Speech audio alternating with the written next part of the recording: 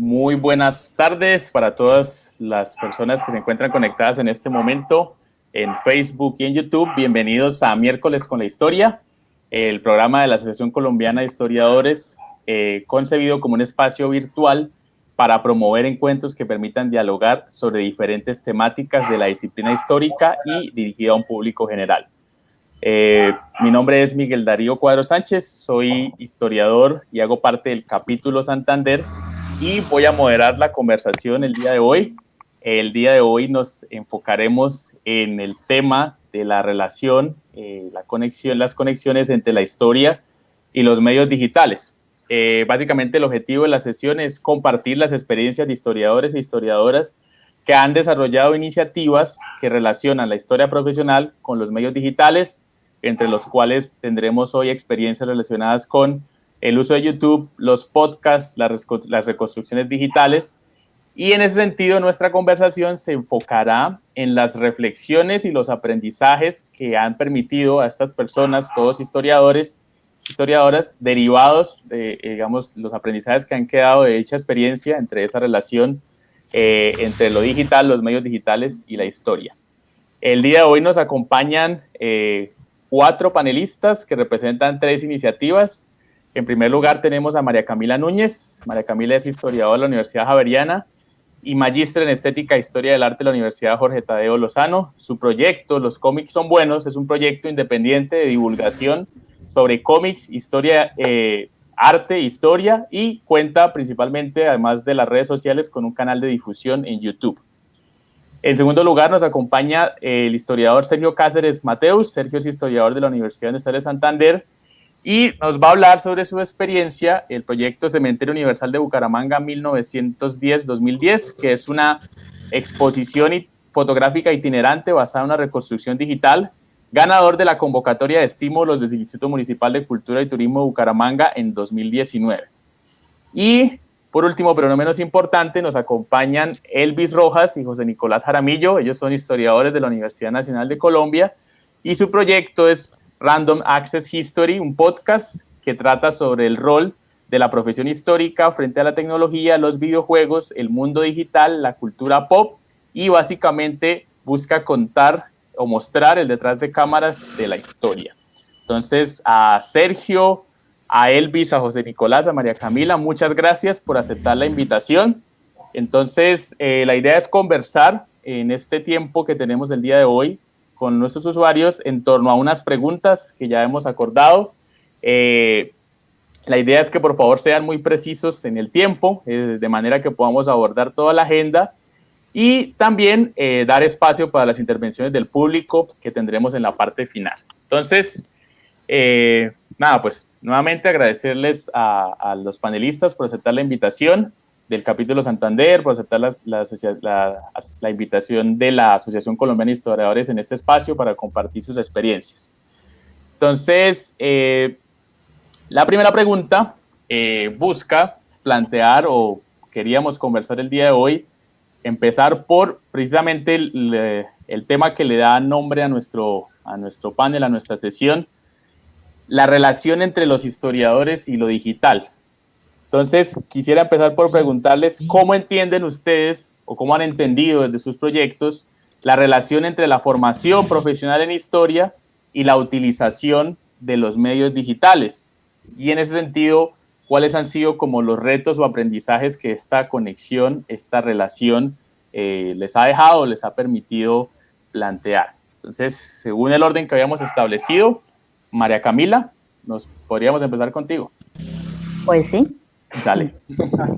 Primero, muchísimas gracias por la invitación. Pues, como yo entiendo esa pregunta que acabas de plantear, es como, yo tengo el canal de YouTube, bueno, tenemos porque somos 3 personas trabajando, Los cómics son buenos, y cada capítulo es un ensayo, está basado en una investigación que yo hago, son argumentos que están respaldados por fuentes, así como diciendo en el sentido más tradicional de la historia. Entonces, pues no es una cosa que esté separada, sino yo veo a Los cómics son buenos como mi forma de ejercer mi carrera, que pues es algo, no sé, no tradicional para lo que uno está acostumbrado a ver, pero entonces yo veo que ahí está esa relación, como bueno, montemos un canal de YouTube con estas características, donde cada capítulo, cada reseña que hagamos tenga como detrás algo riguroso de investigación, pero también hagámoslo algo agradable para todo tipo de público. Entonces también es como traducir em, ese lenguaje de historiador a algo que todo el mundo pueda disfrutar, a algo que todo el mundo pueda entender y que sea, ahí es muy importante el trabajo de Juan Manuel, que es como el director general de contenidos de Los Cómics Son Buenos, que lo que hace es como, bueno, muestre esos capítulos que usted escribió, yo los reviso y pues él lo que me da es esa visión de la persona que no sabe mucho de cómics y de historia. Entonces es como revisemos esto para que alcance un público mayor. Ok. Entonces, no sé, así va la cosa ahí de como la relación no sé, mi profesión como historiadora y lo digital. En cuanto a los retos y aprendizajes, bueno, primero, nosotros no teníamos ni idea de cómo hacer un canal de YouTube, tampoco, pues es una cosa del otro mundo, todo el mundo lo puede hacer, pero también exige cierta, como ser muy juiciosos, como buscar bien cómo le podemos sacar provecho a la plataforma, sí, cómo volver este ensayo que yo escribo en una cosa en algo audiovisual es todo un reto, pues por lo que les digo de como, bueno, pues sí, muy chévere ese ensayo y todo, pero Ujú. pues hay que volverlo en una cosa que un público muy amplio pueda disfrutar. Y creo que, pues, por eso como el enfoque principal es la divulgación, también la crítica, pero sobre todo la divulgación, porque es como un intento de que estas cosas de las que hablamos salgan del círculo en el que siempre están como rotando, como, no sé, no escribir una cosa de historiadores para historiadores, sino pues yo soy una historiadora que también le interesan estos temas y hacer esto de la manera más digerible que podamos y creo que ahí lo digital es clave y es la herramienta así súper importante para establecer una conexión entre lo que nosotros hacemos y el público y por eso las redes sociales son tan importantes también para nuestro proyecto porque es una manera en la que uno está en constante contacto con nuestro público, eh, intercambiamos, no sé, preguntas, sugerencias y eso es muy importante y es algo muy chévere que permite toda esta era digital que estamos viviendo. Muchas gracias, María Camila. Sergio, ¿qué nos puedes compartir al respecto? Bueno, buenas tardes a todos. Muchas gracias por la invitación. Bueno, voy a comentar algo. Pues en el momento que estaba en el pregrado 2004-2011, lo digital apenas estaba como iniciando su apogeo, sobre todo en lo relacionado con el diseño gráfico, la fotografía y un poco lo audiovisual. Era como un embrión en proceso de gestación y de formación. Es necesario aclarar que es una generación de profesionales que inicia un proceso de gestión en lo cultural cuando empezamos a ver la necesidad de realizar uniones y equipos interdisciplinares, apostándole de base al conocimiento histórico, con apoyo audiovisual, nueva tecnología y nuevas técnicas. Por ejemplo, tenemos el caso de la Asociación Historia Abierta, con la revista digital Historia 2.0, Conocimiento Histórico en Clave Digital, ¿no? Que fue pues un proceso bastante importante en Bucaramanga y pues que influye en toda esta nueva tecnología, nuevas técnicas y pues una historia pues como para públicos más altos, más amplios. Siguiendo la idea anterior, puedo asegurar que en este momento, desde la pandemia del COVID-19, el material transmedia, audiovisual, el arte del diseño gráfico, los podcasts, las artes plásticas, pues a nivel de comunicación por estos medios, han tenido un crecimiento potencial para la comunicación, educación y entretenimiento de miles de colombianos. Oportunidad que debemos aprovechar los diferentes sectores de las ciencias humanas para cambiar un poco el chip, utilizar las nuevas tecnologías en proyectos que generen nuevo conocimiento y que puedan llegar a más personas y a públicos más amplios. Entre los retos y aprendizajes rescatamos. Los retos, como lo decía anteriormente, es la cuestión de la financiación. otro de los retos y en los procesos de becas del ministerio y en este caso del Instituto Municipal de Cultura y Turismo de Bucaramanga fue el tiempo para el desarrollo de la beca. Nos ganamos la beca en julio y el 1 de noviembre de 2019 debíamos entregar el informe final con todos los resultados listos. En el caso de nosotros teníamos que entregar varios resultados. Por un lado, la exposición fotográfica itinerante intitulada Cementerio Universal, recreación visual de la historia y la arquitectura de la muerte en Bucaramanga 1910-2010, la cual desde el 30 de septiembre empieza su recorrido por 5 lugares de Bucaramanga: Casa Luis Perú de la Croix, Casa del Libro, Universidad Industrial de Santander, Teatro Peralta, posteriormente con FENALCO y luego la Secretaría de Cultura y Turismo de San Juan de Girón. Segundo, tenemos que entregar un informe técnico contable y el resultado final el 1 de noviembre de 2020. En tercero, entregamos también un libro titulado Cementerio Universal, Ciudad Singular, Dilemas del Pluralismo Religioso, el Patrimonio Arquitectónico y la Memoria Histórica en Bucaramanga. Un cuarto resultado que fue el video render 3D y pues que venía unido a la exposición. Y finalmente un plano en 2D. Adicionalmente, y como un regalo como adicional, se les hizo entrega del catálogo fotográfico del Cementerio Universal de Bucaramanga con alrededor de 3.500 fotografías. Sin embargo, pues no vimos la implementación y la difusión por parte del IMCT en sus medios digitales, pues para que tenga un mayor disfrute de este patrimonio y de este proyecto, ¿sí? Pues como lo pueden inferir, nos dormimos en 3 meses prácticamente, pues para entregar los resultados, ¿sí? Porque era muy complicado, digamos, diseñar todas las tumbas, 397 tumbas, dibujadas en diseño, luego renderizar materiales, toda la cuestión de la investigación que se tenía adelantada porque este proyecto dura alrededor de 16 años. Esos es como los retos que tuvimos como en este proyecto. Vale, Sergio, muchísimas gracias. Voy a aclarar entonces que sí, el proyecto de Sergio se caracteriza por la reconstrucción digital de un cementerio, el Cementerio Universal de Bucaramanga, que ya fue demolido como parte del desarrollo de unas obras de infraestructura. Valga la aclaración. Y gracias. Ahora, para cerrar esta parte, entonces, los chicos de Random Access, no sé, Elvis, José, ¿quién? Dale, Elvis. Me pido. Bueno, la relación entre mi formación y como la utilización de estos medios digitales es casi nula. Digamos que en la carrera nunca nos dijeron como, muchachos, vengan y les enseño no sé, a diseñar una página web para que suban sus publicaciones. O venga y digitalicemos esa pintura y volvámosla interactiva. Digamos que nunca hubo, o simplemente aprendan a editar un video, pues si van a hacer un documental. Digamos que siempre en las universidades se nos ha enseñado a investigar, que nuestra tarea es investigar y el papel del divulgador o de utilizar estas herramientas se queda simplemente en súbalo a una página o al currículo, a academia.edu y listo. Pongan que le salga una base de datos y ya, esa es tu tarea como historiador.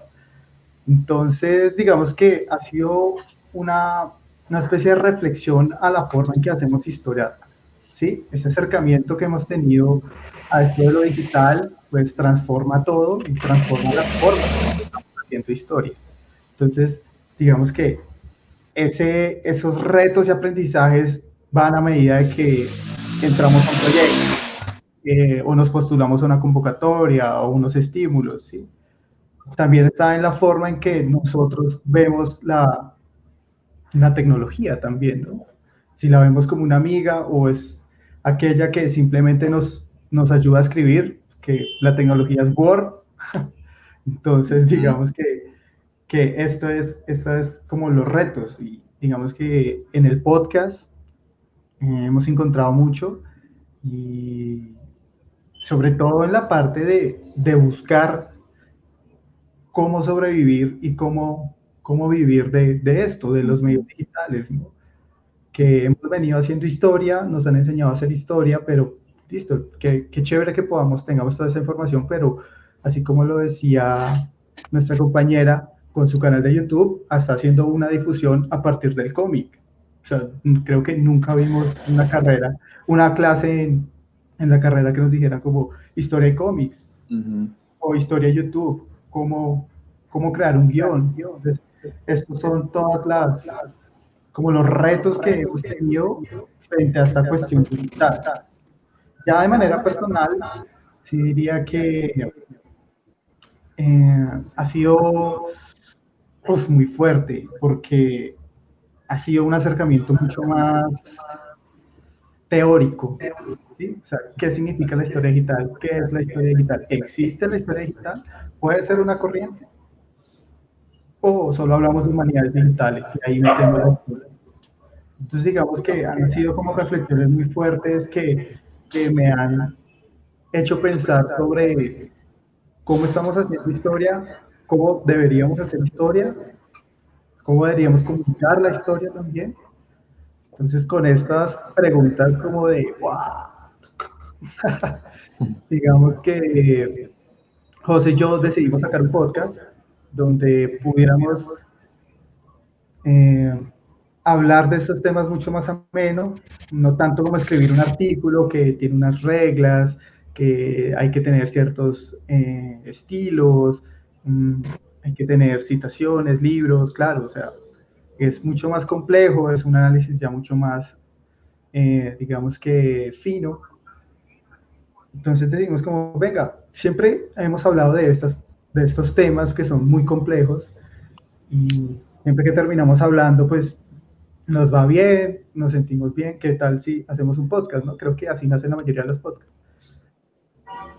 Y nos lanzamos en este mundo del podcast sin saber de grabadoras, sin saber de edición de audio, sin saber cómo subir un podcast. Entonces digamos que ha sido todo un aprendizaje que hemos venido haciendo hace 2 años.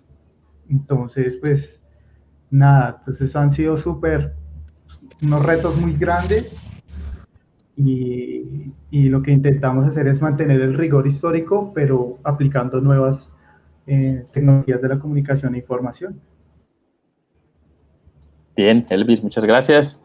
Sí, sin duda, la idea de conocer estos proyectos el día de hoy era pensar en esas alternativas, pensar en esas experiencias, en que claramente hay una influencia de la formación histórica, tiene que estar, pero hay un componente adicional. Y bueno, aprovecho de paso, ahorita al final de pronto hacemos una referencia más concreta, ¿no? Entonces, pero simplemente algo muy puntual, los cómics son buenos, pueden encontrarlo con ese nombre en diferentes en las redes sociales, en Instagram, Facebook y en canal de YouTube.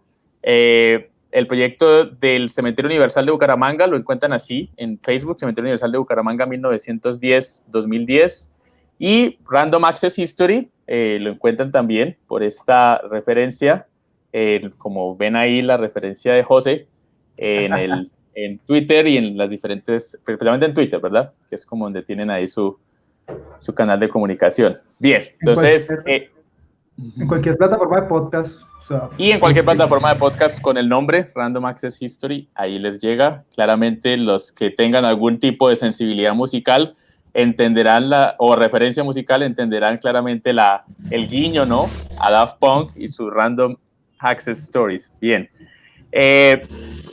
Avanzando entonces en la conversación, ya digamos un poco algunos temas, un elemento del segundo punto que queremos abordar, ya ustedes lo han planteado, algunos lo han abordado, pero en este sentido, si hablamos de lo digital, estamos hablando de públicos, y hablar de públicos tiene unas implicaciones muy particulares en las cuales los historiadores no necesariamente lo entendemos lo mismo, ¿no? Si hablamos diríamos que nosotros estamos especializados en un público académico que de pronto otros tipos de públicos o en general la concepción de la relación con el público es algo a tener en cuenta. Entonces, la pregunta puntualmente es cómo se conciben sus proyectos, la interacción entre el conocimiento especializado y los intereses del público. Y ya que la mayoría estamos utilizando tecnologías pues, que son de uso, digámoslo así, global, porque ya universal no se usa, ahora es global, de alguna manera, ¿cómo ustedes han establecido o cómo tienen ustedes influencias, relaciones con el contexto global en ese sentido? Es decir, hay formas de aprender a tener mejor interacción en estos dos frentes gracias a referencias del contexto global, gracias a otros ejemplos de cada uno de los canales.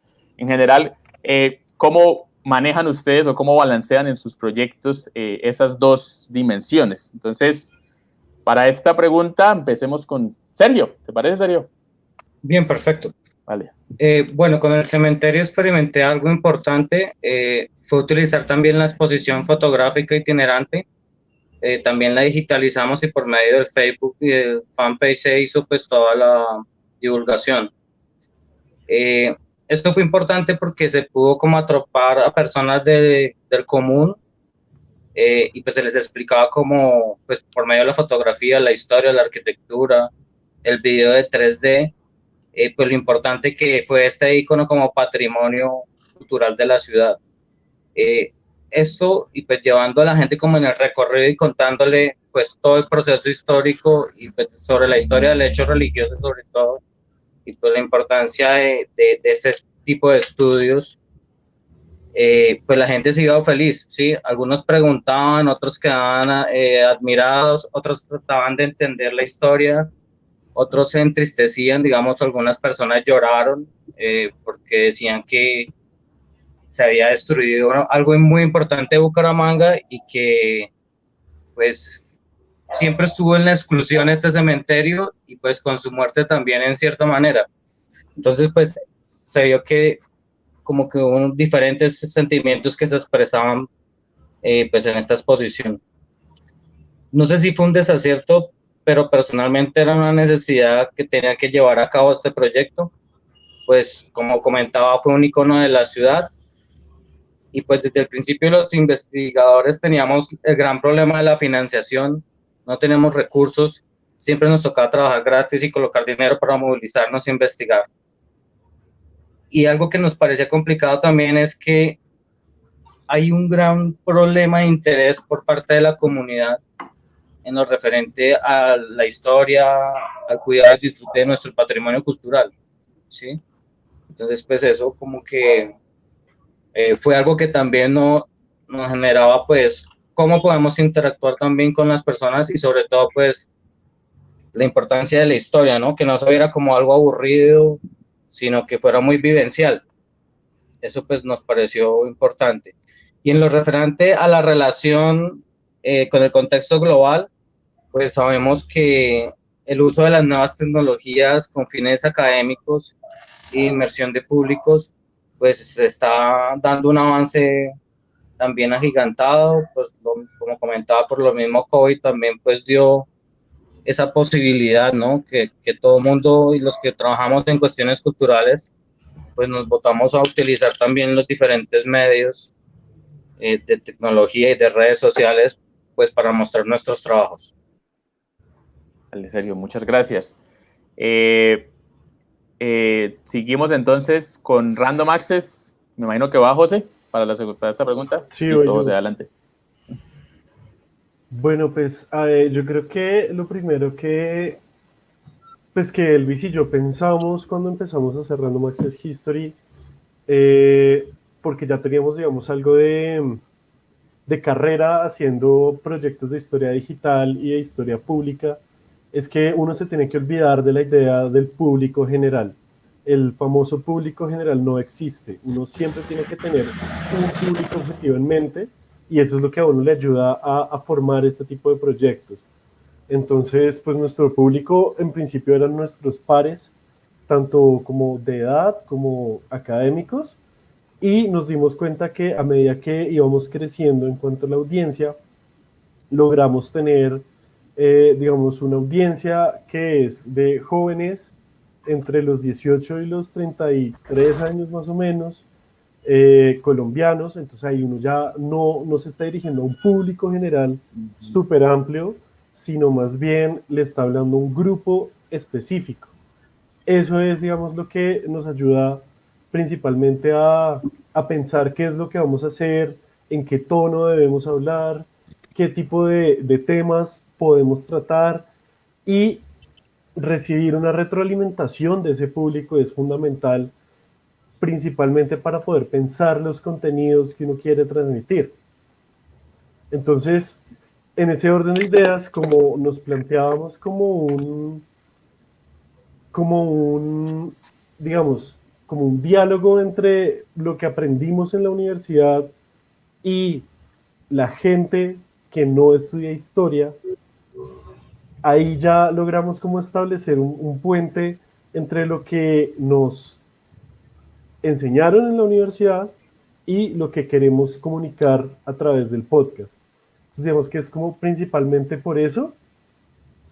Yo creo que esa interacción con el público va por ese lado, por el lado de pensar quiénes son las audiencias y cómo mi proyecto va a verse afectado por el público objetivo que yo tengo.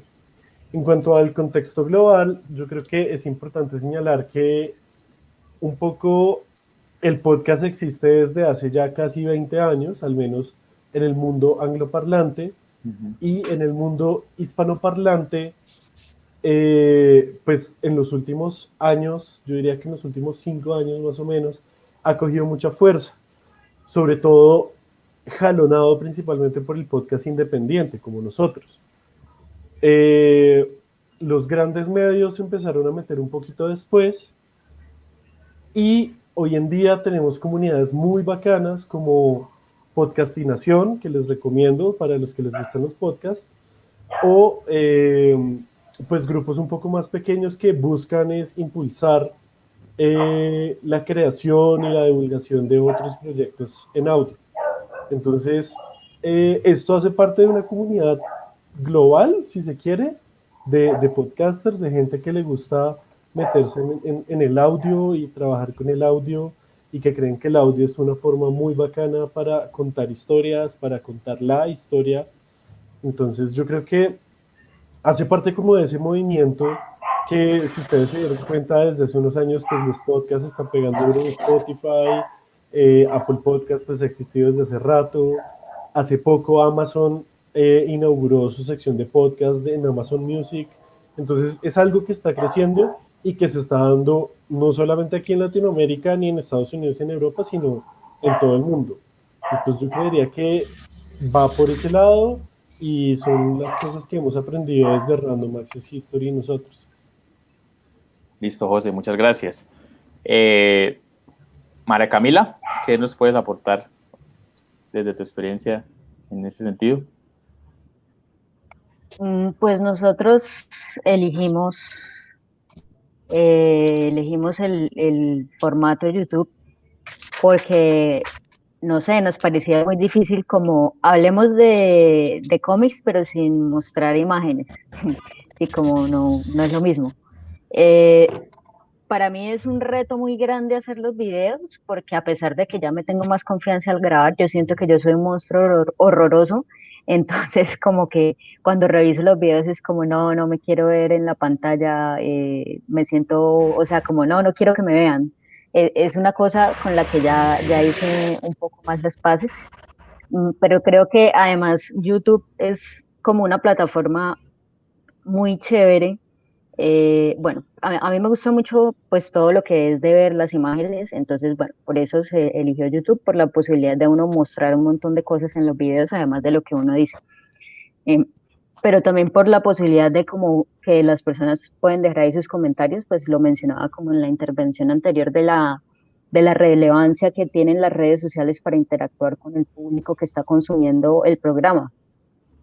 Es muy chévere porque la mayoría de comentarios son bastante positivos, como en un tono muy amigable, así cuando nos hacen sugerencias o nos dicen como, uff, qué chimba su programa, no me hubiera imaginado que los cómics y la historia se relacionaban de esta forma que nos están diciendo en este capítulo. Entonces, pues eso es algo muy lindo.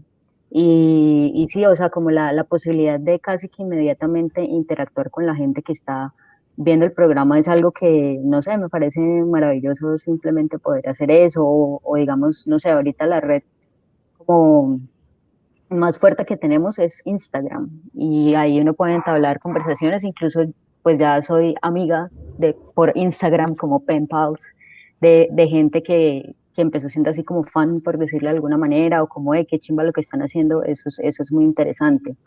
En cuanto a como la interacción entre el conocimiento especializado y los intereses del público en general, Como decía, el papel de Juan Manuel es importantísimo porque es pues lo decía, el director general de contenidos, pero también esa persona que pues no sabe tanto de cómic y está revisando que todo quede de una manera como digerible, no sé, o como más amena para, pues, lo que decían ahora, como no hay un público general, pero yo creo que sí, pues no en ese concepto tan de como alguien completamente ignorante del tema, pero sí como pensando en la idea de como hay una gente que de seguro no sabe mucho sobre este tema y eso es lo que nosotros por lo menos llamamos el público en general. Así que como que usted no tenga que ser un súper experto en cómic o historia o haber estudiado historia o saber en cuál número de yo no sé qué cómic pasa tal cosa, sino usted puede ser cualquier persona y llega acá y además les damos unas referencias pues para que ustedes mismos pues como público miren estas cosas que estamos analizando y pues además de lo que estamos diciendo nosotros formen su propia como opinión sobre esto que estamos diciendo y bienvenidos a comentarnos y a crear una discusión sana entre pares. Y lo otro es que como la cosa de los cómics y la historia y de los comics studies y de ver esto desde la academia es como un grupo tan reducido, pues cada vez crece más, pero seguimos siendo como una minoría, entonces es muy fácil estar en contacto como con las otras personas alrededor del mundo que están haciendo algo similar a uno, pues porque es como uno busca, no sé, en JSTOR o en todos estos lados papers sobre estudios de cómic y es muy fácil comunicarse con los autores o pues ya a uno le empiezan a invitar pues por lo mismo que se está logrando con el canal a eventos en donde hay personas de todo el mundo hablando sobre cómics y analizándolos desde la historia, desde la literatura, en fin. Entonces, también eso a mí me emociona mucho como poder hablar con gente pues, de acá mismo del país y de otros lados de Latinoamérica, en Estados Unidos, donde sea, que también están haciendo algo similar a lo uno o les apasiona esto como a mí, porque yo creo que todos los que estamos acá hacemos lo que hacemos porque nos gusta un montón, sí, como no pensando en que nos vamos a hacer millonarios ni nada así, sino como eso, pues eso me pasa a mí, como esto me hace feliz, esto me da vida y qué chimba poderlo compartir con otras personas. Vale, muchas gracias, María Camila. Sin duda, en este tipo de experiencias, lo que nos damos cuenta es precisamente eso, ¿no? Las diferentes dimensiones de lo digital, sobre todo, como comentaba en su momento Elvis, se pueden entender o se han entendido en la historia específicamente, principalmente desde los usos de la tecnología para la investigación o desde campos como que se ubicarían dentro de la historia digital, las humanidades digitales, pero aquí claramente, digamos, pueden haber convergencias o complementos, pero claramente estamos hablando de específicamente entender en lo digital una serie de condiciones y características. Entonces, particularmente lo que decía, por ejemplo, José, frente a pensar incluso en una demografía específica, pensar en unas delimitaciones importantes, creo que nos ayuda a pensar, ¿sí? Y en cada caso, desde cada proyecto, ¿no? Desde lo que se puede hacer y desde lo que se debe tener en cuenta para aprovechar ese potencial. Entonces, sin duda, y esa es una reflexión que precisamente en esa relación de la historia de los medios digitales tiene que estar presente. O sea, no se, incluso y la relación a lo global iba en ese sentido, ¿no? Por más que en lo global se muevan determinadas tendencias y determinados parámetros, pues sin duda es en esa identificación donde está eso, que es algo que en últimas, si uno se pone a pensar, que si uno se pone a pensar un poco frente a lo que decía María Camila, también de alguna manera se va dando entre las subespecialidades de la historia, ¿no? Entonces, si hay los de historia militar dialogan con los de historia militar, los de historia de la música dialogan con los de historia de la música y tiende a haber como esas, ¿sí? Que bueno, eso se discute, de que hay que romper las barreras, de que hay que romper los cajones, pero de alguna manera, es importante esa reflexión. Entonces, creo que ahí hemos tenido un aporte interesante. Bien, pasaríamos a la pregunta final en este caso, y la idea es poder después, chicos, tener un espacio para las preguntas del público, la gente que nos está viendo por Facebook, por YouTube, poder tener ese espacio y al final también tener un espacio para hablar un poco más de sus proyectos, que nos den más referencias, nos hagan una invitación a él. Entonces, para esta parte final nos vamos a enfocar, o para esta pregunta final, perdón, nos vamos a enfocar en los usos pedagógicos, ¿sí? Y precisamente pensábamos en este sentido, ¿cómo creen ustedes desde la experiencia de sus proyectos que se puede conectar la experiencia, lo que ustedes hacen, con la labor docente, entendiendo la labor docente no solo de pronto en el ámbito universitario, que es en teoría donde pues uno le apunta cuando se forma como historiador, pero entendiendo que el historiador también se desenvuelve un montón en el ámbito colegial, secundario, primario, en muchos casos, e incluso en otros escenarios educativos, no necesariamente solo la escuela o la universidad. Y creo que en ese mismo orden de ideas, pues Elvis ya por ahí adelantó algo, pero ¿ustedes creen que es necesario incluir esto dentro de la formación del historiador o a fin de cuentas es algo que tiene que surgir, ¿sí? Como la posibilidad de pensar en estas relaciones con la tecnología, es algo que tiene que surgir ya por cuenta propia? Entonces, nos gustaría escuchar la opinión de ustedes. Creo que en este punto estamos relativamente cómodos de tiempo. Vamos a darle la gabela a Elvis y a José, que cada uno nos dé brevemente su aporte. Entonces empezamos con ustedes, Random Access. Sí, ok. Bueno, yo considero, por un lado, que el podcast, como entendido como un formato, como un medio en audio, es fundamental hoy en día, sobre todo si estamos empezando a pensar en cómo vamos a hacer para tener una educación virtual, una educación no presencial en los próximos meses o incluso tal vez años. La ventaja del podcast es que uno lo puede escuchar donde quiera y cuando quiera. Eso significa que nos da, digamos, cierto nivel de asincronicidad, de no tener la necesidad de estar sincronizado, y eso es uno de los elementos que van a pesar muchísimo para la educación virtual. Yo creo que por ese lado se pueden ver dos opciones. Una, que los docentes hagan materiales en audio, pues obviamente aprendiendo a hacer podcast, y para eso ya hay un montón de talleres, un montón de cursos online, cosas gratis, hay de todo para aprender a hacer esto y no se necesita mucho. O sea, nomás con un celular yo ya puedo empezar a producir un podcast que sea de calidad. El audio depende del celular, depende de uno, pero pues bueno.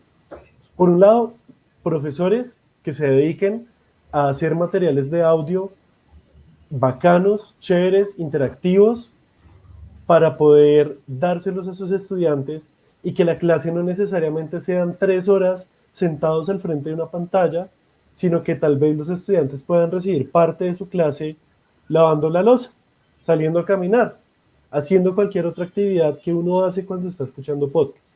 Eso por un lado. A mí me gustaría mucho que los docentes dijeran como, venga, esto es muy bacano, pongámonos a hacer material en audio para nuestros estudiantes, que es un poquito más fácil de producir que el video, un poquito nomás. Y por otro lado, también está el hecho de poner a los estudiantes a hacer podcast de lo que ellos están aprendiendo, o de lo que van a aprender, o de lo que quieren saber. Esto ya se ha hecho en algunas otras carreras, en algunos otros como momentos. Entonces, pues, ya hay como ciertas experiencias de profesores que quieren hacer esto. Entonces, pues, aquí tenemos como una gran posibilidad para la enseñanza de la historia, para la docencia en general. Me parece que es algo que se debe mirar, y pues, si quieren, pues estamos nosotros, nos pueden escribir, les podemos ayudar con lo que podamos. Tenemos guías, hemos dado talleres, entonces pues vamos con eso. Me parece que desde nuestra experiencia es lo que se puede hacer.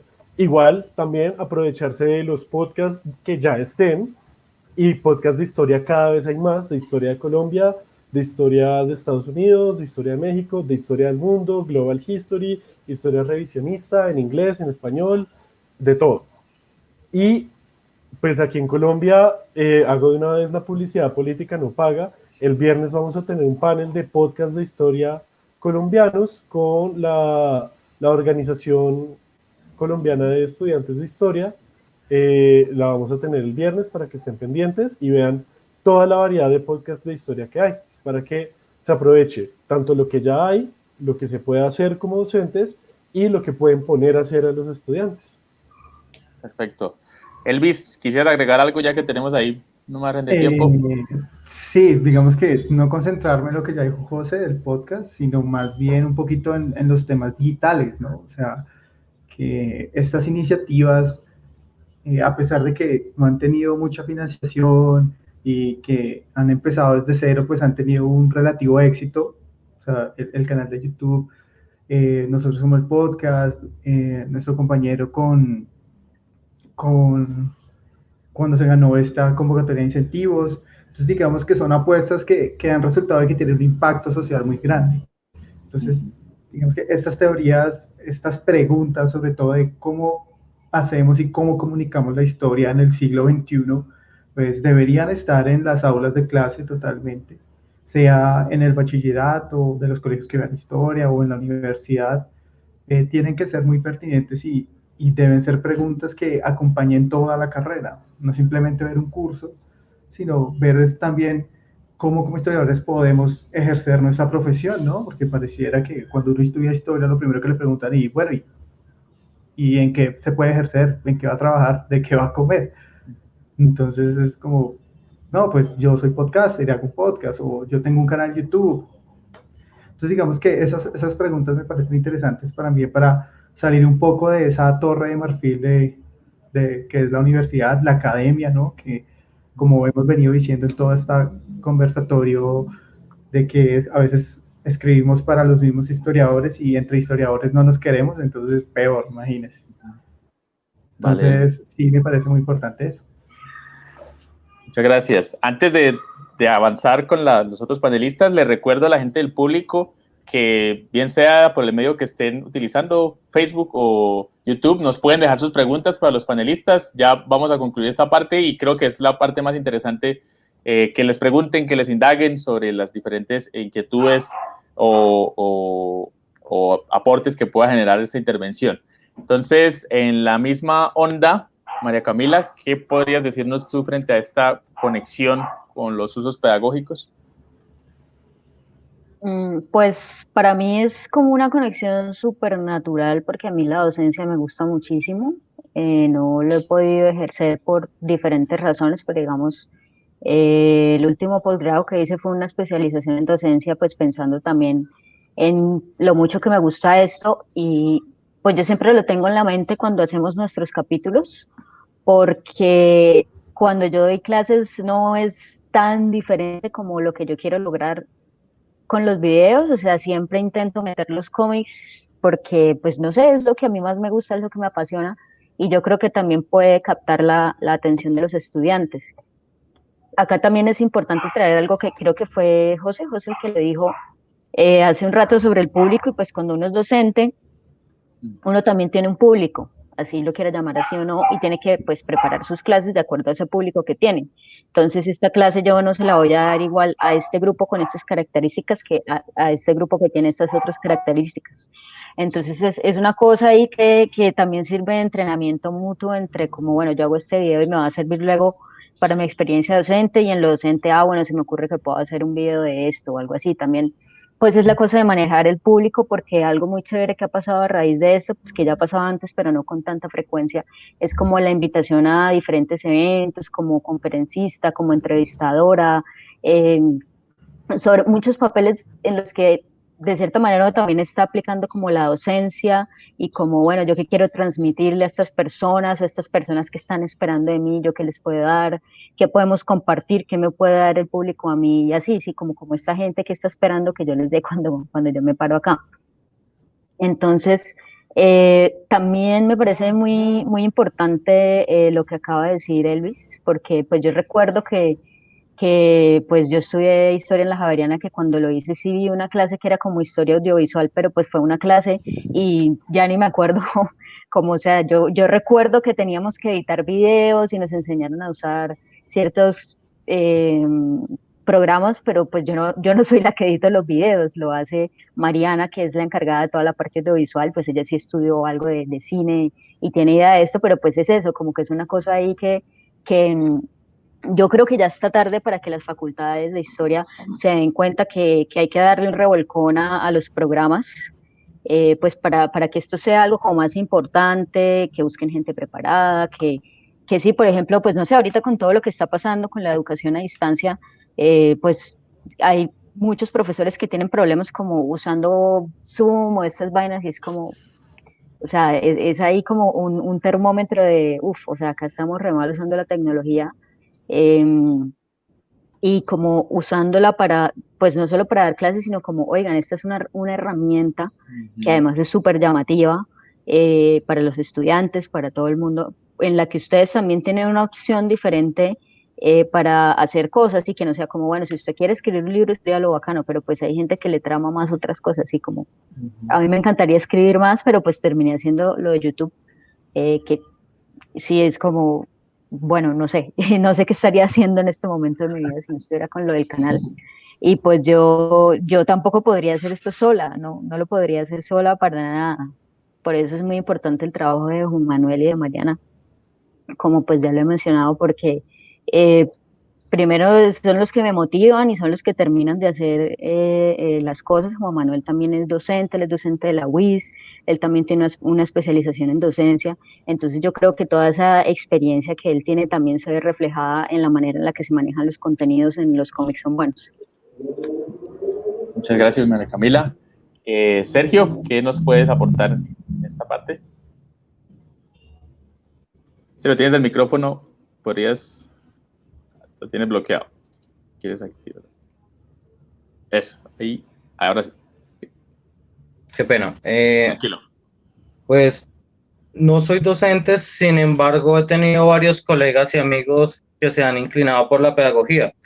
Es claro que en el tiempo el uso de las tecnologías y nuevas herramientas en la pedagogía ha sido una realidad. Considero que, pues como lo dice Elvis, José y María Camila, no solo debe ser un curso, pero sí se debe pensar en cómo utilizar nuevas herramientas y cómo pues narrar la historia para pues nuevos públicos y pues que se vea la historia como algo más agradable, como no algo ladrilludo, sí, que tenga que ver algo pues que sea más ameno también para las personas a la hora de consumirlo. Creo que también es algo importante, algo sobre la gestión cultural, ya que en el momento de graduarse, pues daría posibilidades también a los historiadores, como digamos ocurre en la Universidad Industrial de Santander, la cuestión de archivística. Gracias a la archivística hemos podido pues tener varias personas trabajo, ¿sí? Por lo mismo, ¿no? Porque son esas nuevas alternativas que también le brindan al estudiante la posibilidad de competir laboralmente. Vale, Sergio, muchísimas gracias. Sí, sin duda esto da para una reflexión muy importante. Yo particularmente siento que ahorita de pronto lo conversamos y nos queda un espacio al final, pero en algún momento esa idea de si es, por ejemplo, colocar cursos es una opción válida en la formación del historiador, o si, por ejemplo, se piensa como en algunas otras disciplinas, en algunas otras áreas, en la posibilidad de generar como énfasis, ¿no? Entendiendo que de alguna manera, bueno, hay críticas también en ese sentido, pero hay personas que dicen, bueno, no todos van a ir a la investigación, algunos van a ir a la docencia, algunos quieren ir a otros campos, se recibe de pronto una formación base, digamos, común, y luego se profundiza, ¿sí? En ese sentido, ¿no? Tengo entendido que algunas áreas de algunas disciplinas tienen esa posibilidad en Colombia de formación, ¿sí? Entonces, eso por una parte, y sí, yo pienso que, por ejemplo, en términos educativos, la utilización de las herramientas digitales, y aprovecho ahí como para meter el hombro, yo he tenido una experiencia en cursos de contexto, o cursos que en algunas partes llaman de electivas en la UIS, de precisamente Historia de Colombia para no historiadores, y desde que empecé el curso, hace unos 2 años ya, el segundo año, Por ejemplo, la actividad final no es hacer un ensayo, no es hacer algún trabajo, digamos, formal, sino es utilizar una herramienta digital, ¿sí? Y ahí, por ejemplo, en su momento los podcasts generan un interés muy grande, los canales de YouTube, cada semestre recibo, porque yo les doy como unas pautas y cada semestre recibo propuestas completamente novedosas, es decir, de cosas que ellos mismos dicen, profe, yo quiero hacer esto, yo sé hacer esto, a mí me interesa esto, ¿sí? Yo quiero diseñar una revista digital, yo quiero hacer un sitio web que más o menos muestre esto, yo quiero hacer, ¿sí? Y me he dado cuenta bueno, primero eso es una parte, y muchas veces ellos mismos me han dicho, ¿no? Como para hacer la equivalencia de decir, no, esto tiene más trabajo que hacer un ensayo, ¿sí? O sea, me dicen muchas veces, lo que pasa es que pues uno termina haciéndolo también por gusto y el cuento y como de pronto la afinidad y que quede algo más, pero ha habido estudiantes que me han confesado ya, digamos, de manera más informal, como, no, profe, yo pensé que esto iba a ser más fácil y en un momento estaba prefiriendo haber hecho el ensayo. Entonces creo que se trata de valorar esas posibilidades de tener presente esas experiencias. Entonces, bueno, primero que todo, muchas gracias a todos por sus aportes en estas preguntas buscaban simplemente orientar la conversación. Tenemos entonces este lapso de la conversación en un primer momento para responder algunas preguntas del público que ya se han ido planteando por ahí. Les invitamos a las personas del público para que sigan formulando sus preguntas y nos va a quedar tiempo al final para que nos den un comentario final, un aporte más sobre la experiencia de sus proyectos. Por ahí se está compartiendo en el banner la información de lo que mencionaba José sobre el conversatorio sobre el uso de los podcasts con la Organización Colombiana de Estudiantes de Historia. ¿Sí? ¿Sí es así? ¿Listo? Entonces ahí están las diferentes referencias. Y la primera pregunta que tenemos, que me comparten por acá, es una pregunta del público que va específicamente para José y Elvis, para Random Access, y es, ¿correrán en algún momento los podcasts la suerte de los blogs? Es decir, ¿van a ser esa iniciativa en la que todo el mundo se entusiasmó y luego de alguna manera quedó obsoleta y en menos de una generación ya, hoy en día usted le dice a alguien un blog y se quedan como, ¿qué? ¿Sí? ¿Qué creen ustedes, muchachos? Bueno, pues como somos historiadores, nos es un poco difícil predecir el futuro, no sé, yo supongo, pero eso depende mucho de cómo se esté moviendo la industria, porque hay que tener en cuenta que de todas formas esto hace parte de una industria del entretenimiento que está moviendo dinero, se mueve dinero a través de esto, y depende mucho también de cómo se mueva esto también desde los independientes como nosotros. Yo creo que depende mucho de muchos factores ahorita. En Twitter hay un hilo de Boris de Estúpido Nerd, que es @seforero, y él hace poco fue el Día Internacional del Podcast, hace 8 días prácticamente. Él hizo una reflexión muy interesante precisamente sobre ese tema.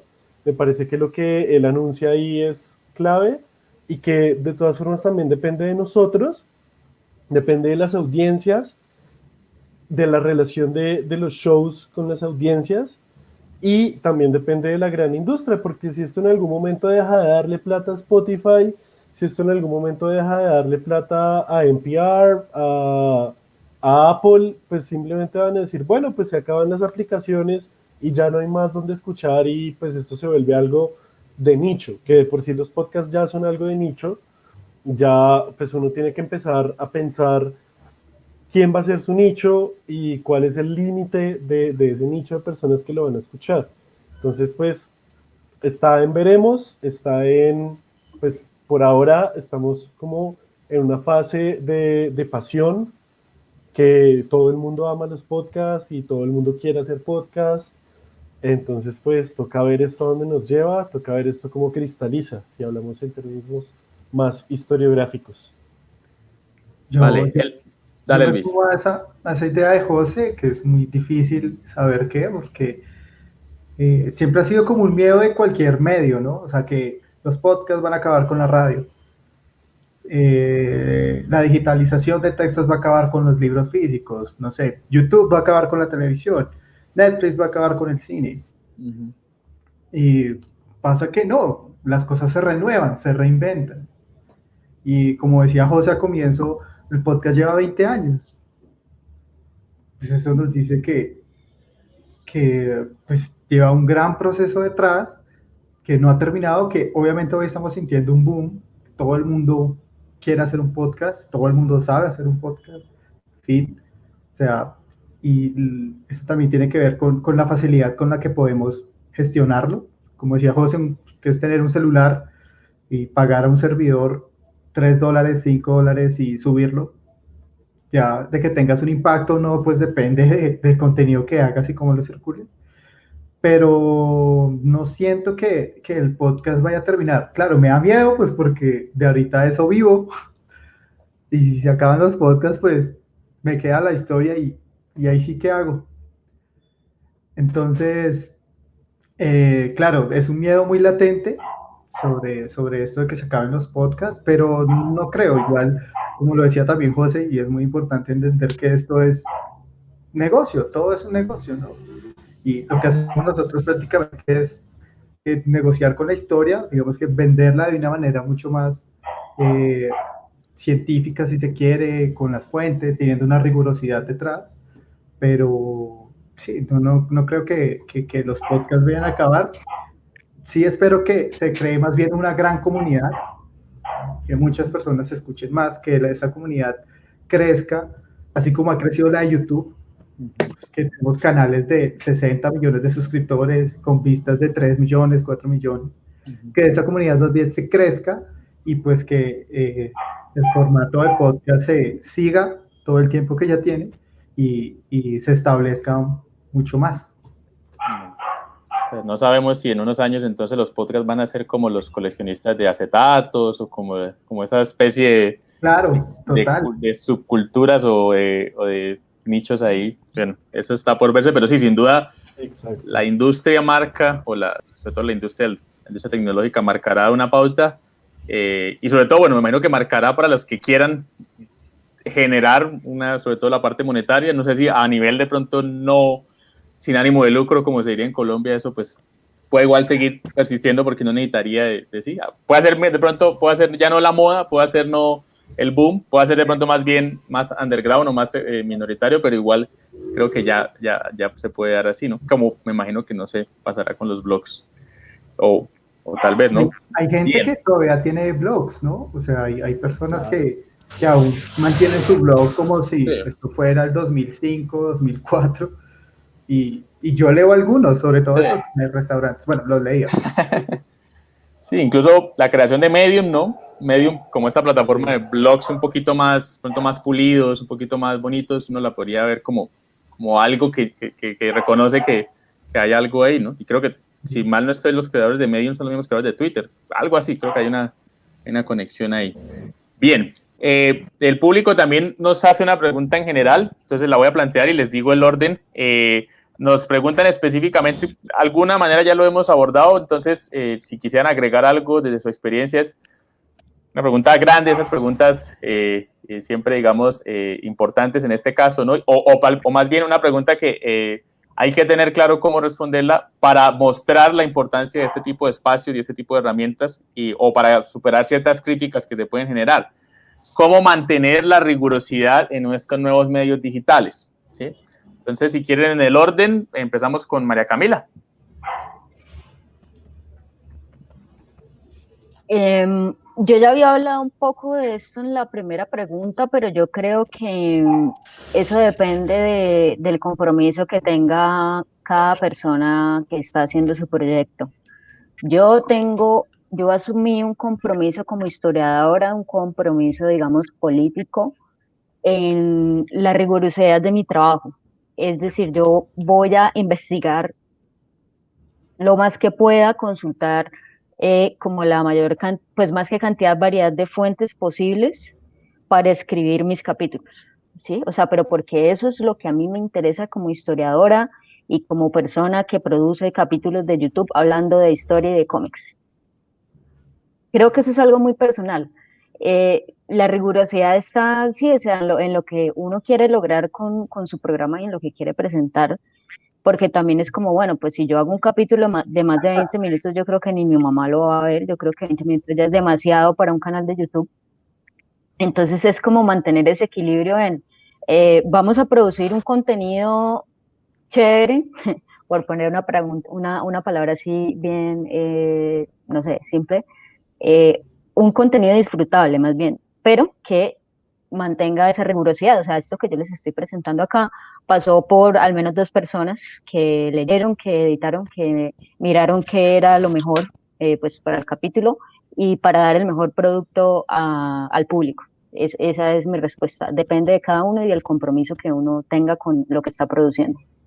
También hay revisión por pares ahí entonces. Bien, Sergio, ¿qué nos podrías plantear ahí frente a esta idea de la relación, la rigurosidad, desde tu experiencia, cómo ha sido? ¿Qué nos podrías comentar? Bueno, en el caso pues del Cementerio Universal, como pues, les había comentado, pues fueron 16 años de trabajo, entonces pues la rigurosidad pues estuvo, pues porque gracias al Grupo de Investigación Sagrado y Profano, pues también pude en el tiempo adquirir varias fuentes, mirar la cuestión desde diferentes miradas y pues tener el apoyo académico pues del mismo grupo, ¿no? Asimismo contamos con un tutor, con John Hanner Vega Rincón, que también es colega y que hemos realizado pues varios trabajos juntos. Entonces pues apoyo lo de María Camila, creo que es algo que cada profesional en el momento de realizar sus productos pues tiene que comprometerse a que tenga una rigurosidad académica pues bastante fuerte, ¿no? Creo que el apoyo también por parte de las universidades es importante, ¿sí? Que con los diferentes profesores de grupos de investigación también apoyen este proceso para tener como un aval académico, ¿no? Creo que eso es como el aporte principal. Listo, Sergio, muchas gracias. Sí, sin duda la referencia a los apoyos, en este caso académico, es importante. José y Elvis, ¿qué creen ustedes? ¿Cómo lo han entendido desde su experiencia? Pues digamos que cuando empezamos este proyecto de podcast, siempre dijimos como no, nosotros pues vamos a tener una sección donde vamos a hablar, nos vamos, no sé, dependiendo del tema, digamos, uno de los episodios que más me costó a mí, sobre todo investigar y poder como entender para discutir como ese tema, era el tema del racismo y la raza. Entonces leímos muchos libros, discutimos entre nosotros y al momento de grabar el podcast aún así se sentía como esa dificultad para, pues para poder charlar ese tema, ¿no? Porque recién habíamos leído, habíamos visto muchos trabajos, entonces intentamos decir cómo podemos conversar este problema tan complejo, pues para que las personas que nos escuchan no queden como así, qué es concepto, qué es una categoría histórica, cómo lo entiendo. Entonces digamos que esa rigurosidad se debe en lo que leemos, lo que nos informamos, lo que conocemos también, y la sección, entonces esa es una parte, ¿no? La conversación, y después tenemos una sección de historia de Colombia, que son como los datos random que damos sobre la historia de Colombia, y en esa sí hacemos un trabajo investigativo de historiador fuerte, en el que rebuscamos una fuente, la analizamos, la volvemos un contexto y contamos ese dato aleatorio. Entonces digamos que esa rigurosidad sí se ha visto desde el principio de que hemos generado el podcast, pero varía dependiendo de los temas. Entonces hay temas mucho más sencillos que podemos discutir cuando analizamos una película, como cuál es el rol del historiador en la película Una noche en el museo, a temas mucho más complejos como las protestas sociales, o sea, cómo se ha visto el proceso, el concepto de protesta o el concepto de guerra en la historia, sí ha sido mucho más complejo y digamos que nos pone como muy alerta en informarnos y para poder transmitir luego una charla que se sienta como que la sabemos y no la sabemos todas, no mentiras, pero sí que sea mucho más amena y más chévere.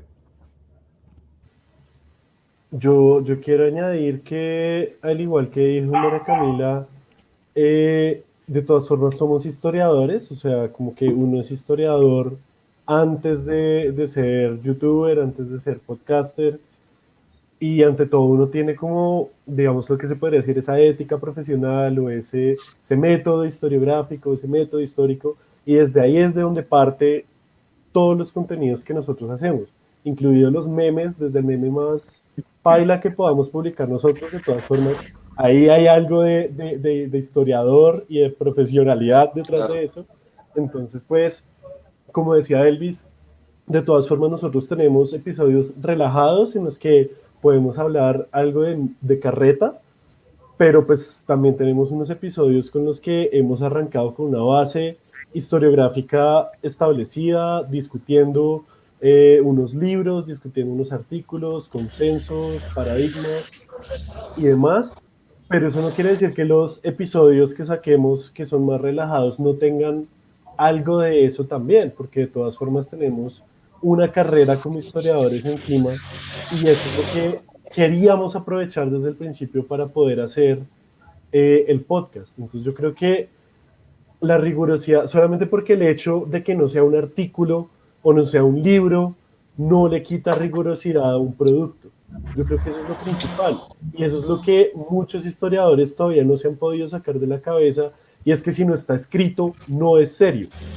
No. Que no está publicado.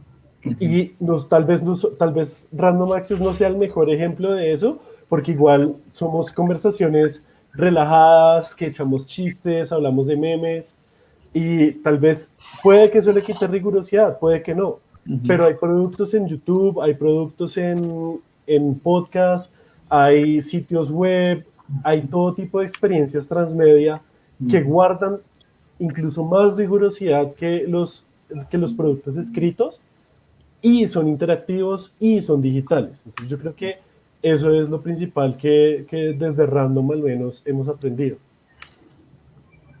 Bien, sí, no, yo diría ahí también para complementar, tomando experiencias de todos, de que claramente la pregunta por la rigurosidad, diría uno que de entrada uno como profesional de estas áreas tiene un compromiso con esa rigurosidad. Ya lo que viene es cómo partiendo de esa rigurosidad voy a otros formatos que no son de pronto los tradicionales.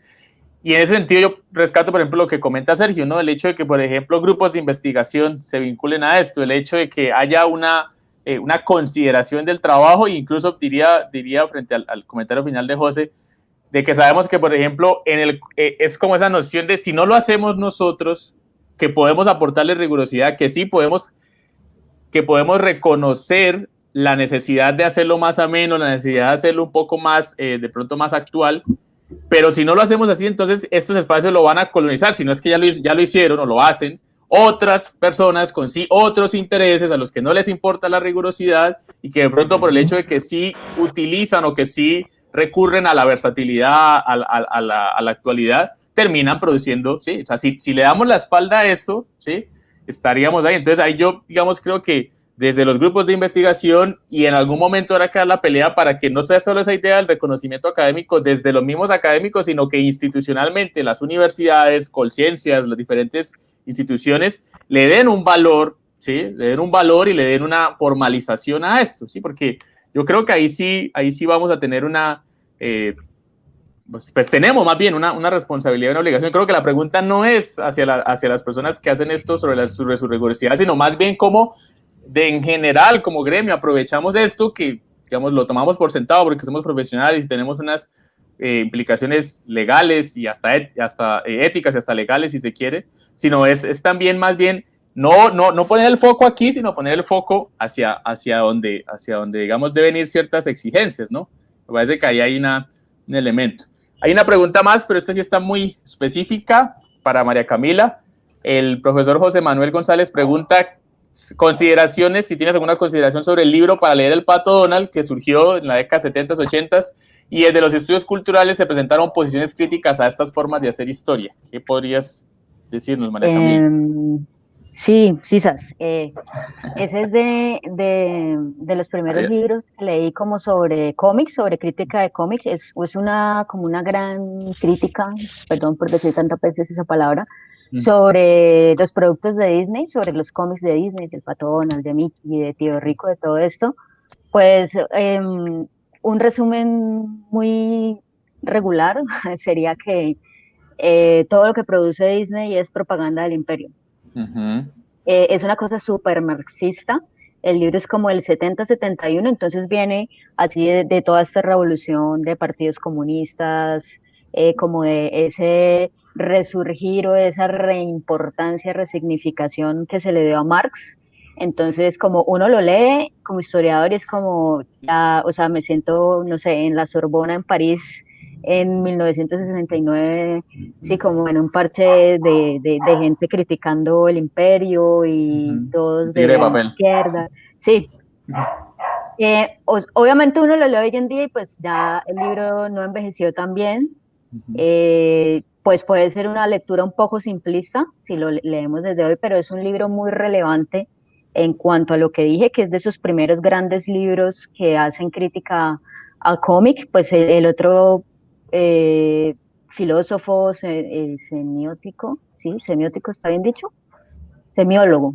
Ajá. Bueno, Humberto Eco es otra de esas grandes figuras con su libro Apocalípticos e Integrados, donde pues habla de cómic Ujú. desde la semiótica.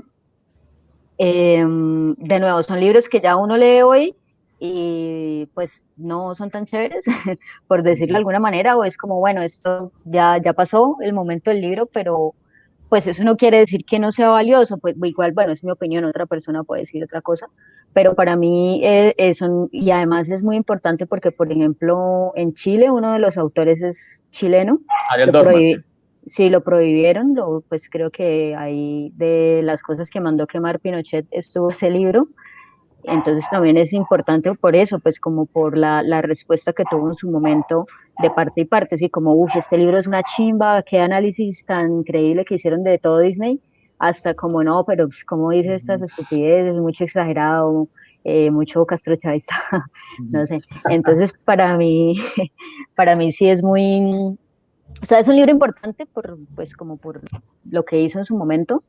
Yo le tengo cariño por eso, porque fue como de esos primeros libros que leí acerca y en su momento me pareció como, ¡ah! Dios mío, no se me había ocurrido nunca analizar el cómic de esta manera. Uy, sí, tío Rico es un cerdo capitalista.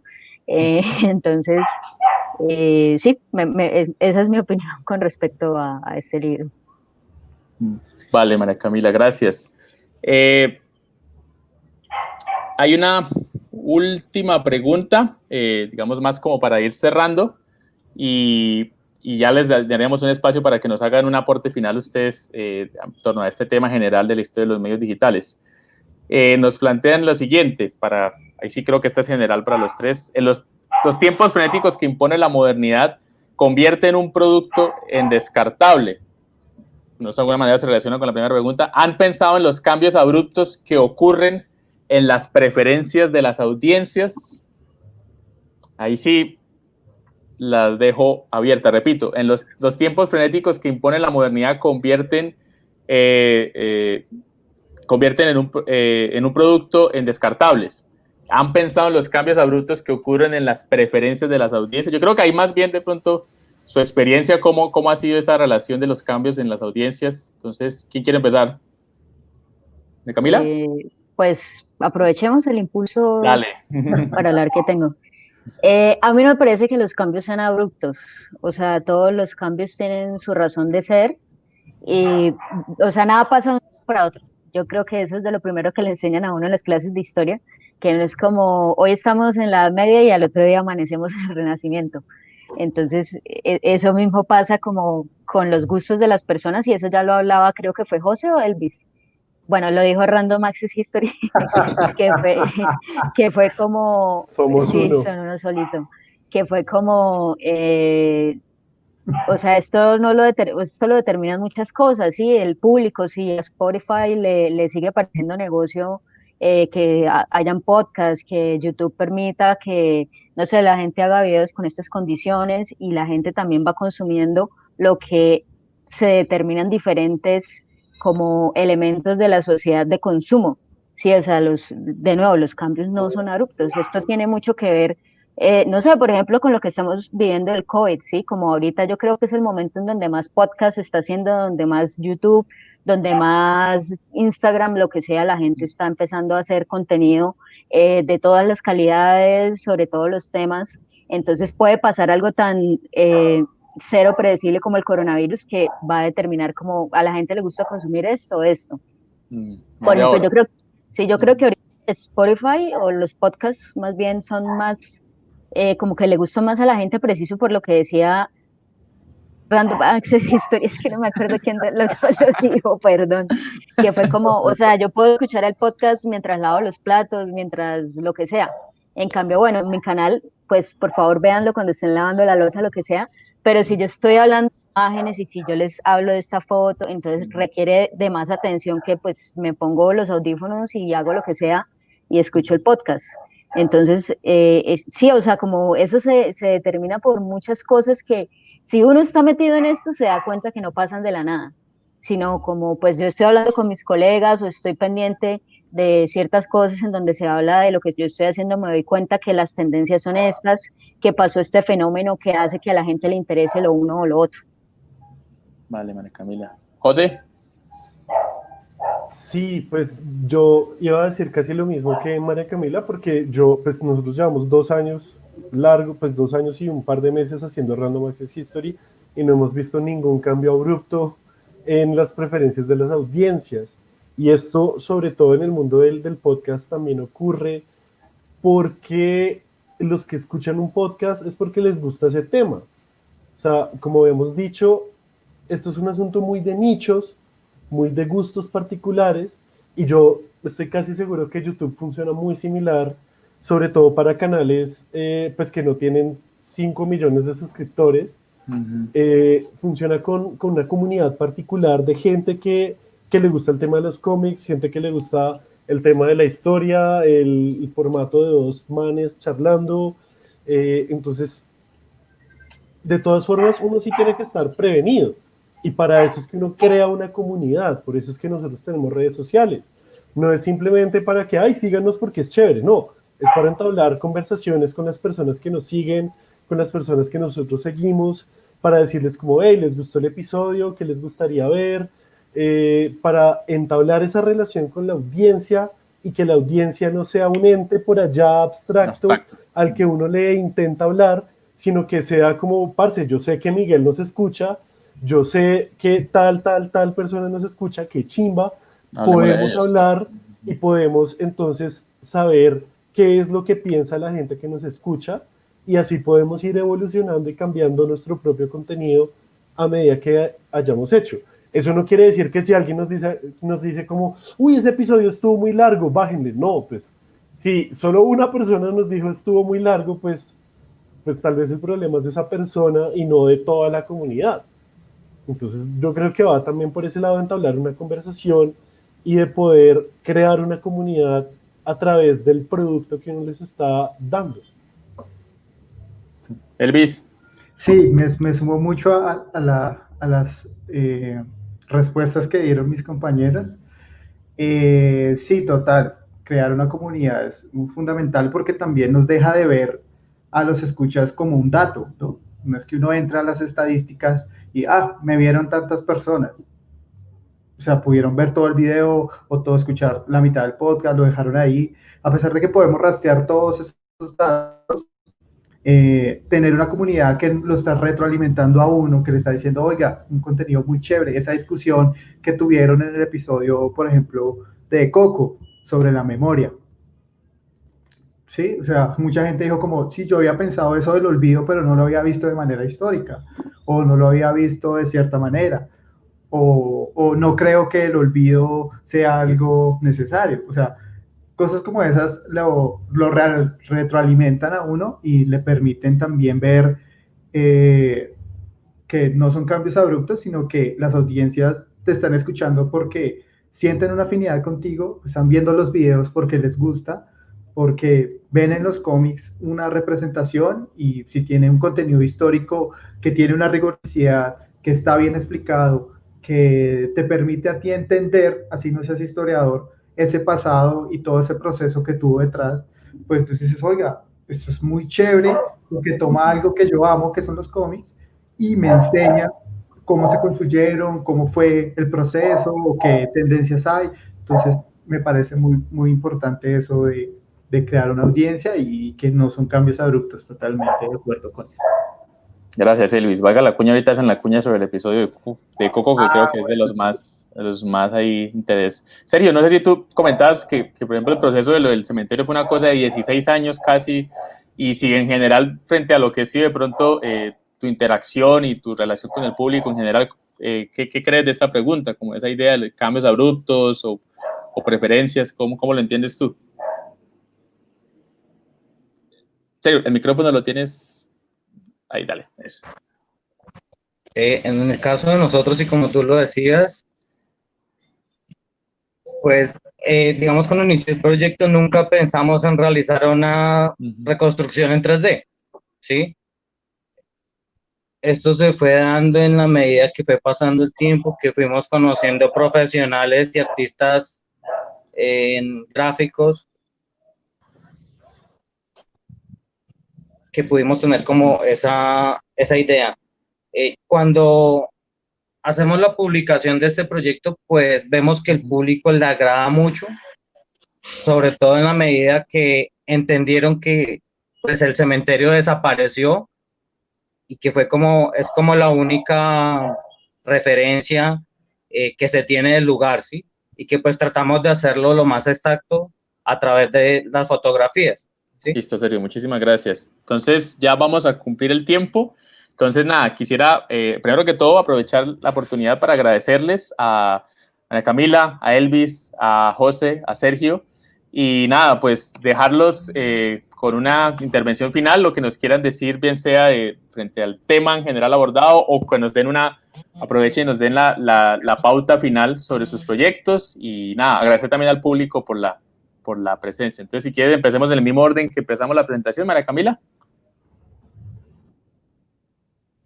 No, pues invitados a conocer nuestro canal de YouTube, Los Cómics Son Buenos, nos encuentran así en YouTube, suscríbanse al canal para ser los primeros en saber cuando saquemos capítulos nuevos, también estamos en Instagram, en Facebook, coméntenos qué les gustaría ver, la opinión del programa, de los capítulos, estén pendientes de proyectos, pues como yo, claro, como Random Access History, como el proyecto de Sergio, porque se están haciendo cosas muy chéveres, muy rigurosas y muy entretenidas sobre historia, que incluyen historia de Colombia, con cosas que son más que yo no sé por qué la gente tiene eso en la cabeza, que historias son solo libros como El Directorio de Grandes y ya, pero entonces acá pues yo creo que hay unos muy buenos ejemplos de una historia alternativa, no solo en la manera en la que se hace, sino en lo que se cuenta. Perfecto, gracias. Sergio, ¿qué nos podrías decir? Hacemos la invitación a todos a observar el fanpage del Cementerio Universal de Bucaramanga. Pues hay bastantes fotografías, está el video también de la reconstrucción, también algunos medios informativos en el momento que estamos, digamos, como hoy con la Asociación Colombiana de Historiadores, pues tratamos de mostrar esta información para que la gente pudiera acceder. Y pues ya, muchas gracias y agradecerle a todos, muchachos, muy interesantes sus propuestas y pues les agradezco mucho. Muchas gracias, Sergio. Finalmente, los dos que son uno, o uno que son dos, José y Elvis.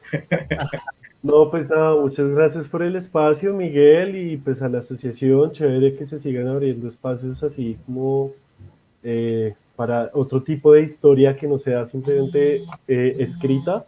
Nada, los invitamos a que escuchen Random Access History, lo buscan así, Random Access History, en cualquier aplicación de podcast, ahí les sale. En el chat les acabamos de dejar el link para que escuchen en Spotify y nos sigan en las redes sociales, que igual también tenemos memes y vainas así, donde no le echamos pullas a la asociación, pues bien, donde no le echamos pullas. Muy bien. Y pues nada, si van a empezar a escuchar podcast, pues si van a escuchar random, les recomiendo que comiencen por el episodio de Piratería de ayer, Piratería de hoy y por el de Historia y Memoria en Coco. Son como los dos más recomendados para que arranquen.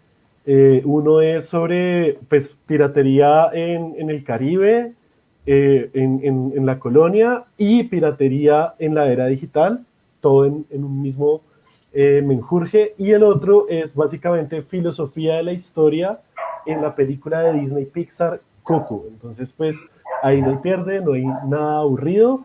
Pónganlo mientras van en la bici, pónganlo mientras van en el transporte público, mientras trabajan, mientras lavan la loza, mientras cocinan, lo que sea. Eso es lo bacano de los podcasts, y los invitamos a que también asistan al evento que va a ser el viernes a las 10 por la página de la Organización Colombiana de Estudiantes de Historia. Vamos a estar con otro tanto de podcast de historia colombianos, que pues al principio básicamente solamente éramos nosotros dos, y en los últimos años se han ido multiplicando bastante, y ahora hay muchas propuestas muy bacanas para que vean que tal vez lo pueden usar en sus clases o en cualquier otro lado. ¿Todo bien? También aplica para los cómics son buenos. Para todo.